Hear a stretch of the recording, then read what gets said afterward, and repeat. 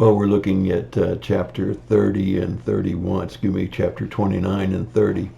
And we're looking at the story of one husband and four wives, 12 children.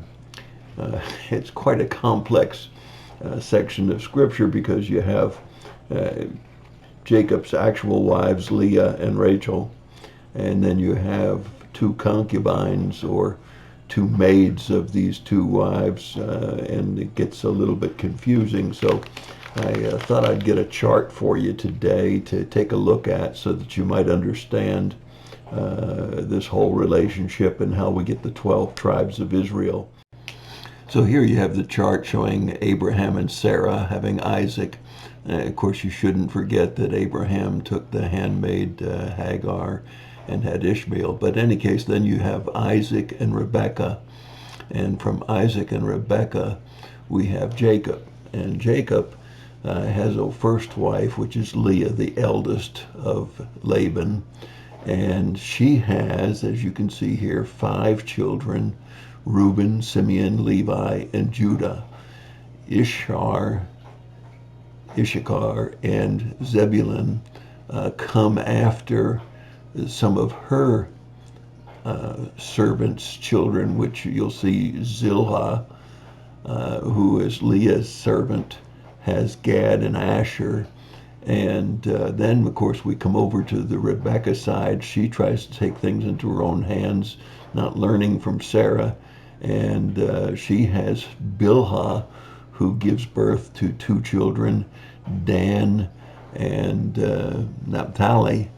And we then find out that God opens Rachel's womb so that she actually can have 2 children, and we see Joseph and Benjamin. So we have, as you can see, 12 total children in order of birth. You can see that numbered for you here on the chart, and it certainly starts to make it a little simpler to keep track of who had what children and when. You'll also see, almost as an afterthought here in the red print, Dinah, the only girl that's mentioned here. We don't know that that's the only girl that was born to any of these relationships, but the only one that's mentioned in Scripture. So hopefully this helps you. I can't imagine what it must have been like in that house family situation with 4 women and 12 male children and 1 female child, and all of the interrelationships that they must have had with one another. Some of you may have confused families, but this one certainly had to be one of the more confused families of the day.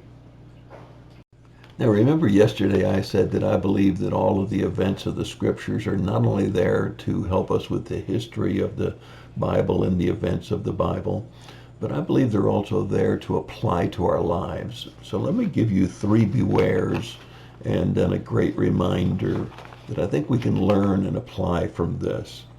Beware of justifying your actions. Both of these women became jealous of each other,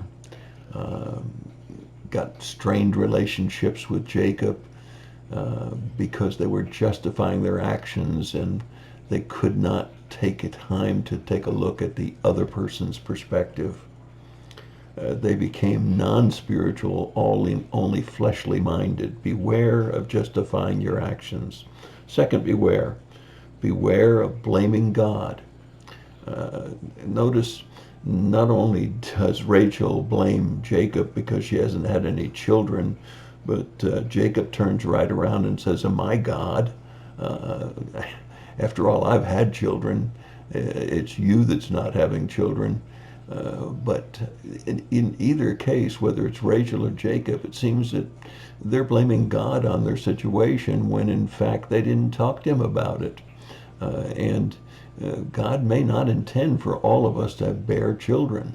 It doesn't mean we can't have children, but maybe he doesn't intend for all of us to bear children. So beware of blaming God for our circumstances. Third, beware of jealousy. The jealousy that's here between these 2 women does nothing but destroy them. And anger and bitterness doesn't do anything but eat up the person in whom it's stored. Remember that Tony Dickerson comment that I have quoted a number of times. The acid of anger hurts more the vessel in which it's stored than the person on whom it's poured. Probably didn't say that exactly the way he said it, but that's exactly what he was saying. So don't hold bitterness and jealousy and anger inside of your life. And then the final fourth lesson, which I think is so important for us to think about as we think about this section of Scripture and all of these children being born and all of these domestic relationship problems that came out of these relationships.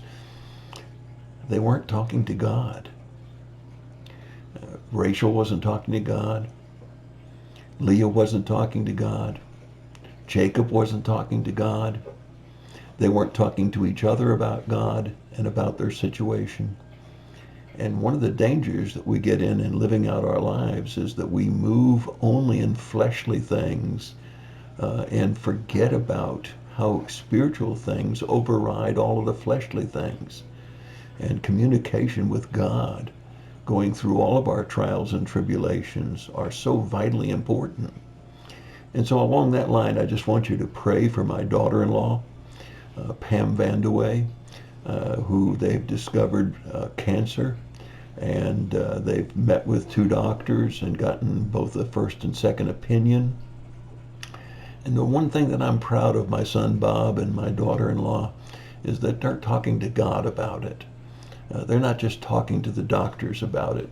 They're talking to God about their different choices, different options, and they're asking Him to guide them. And I'm very proud of them for that. I know they're going through a terrible trial right now, but instead of just dealing with it purely in the flesh, purely based on doctors and science, they're saying, God, we need your direction. We want to make the right decisions on this. And so we want you to lead us and guide us and direct us. I hope that you'll do that too.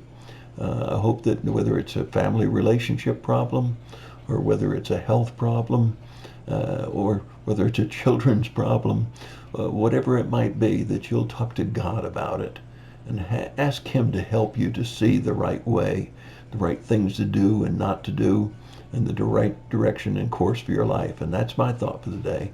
God bless you and have a great day.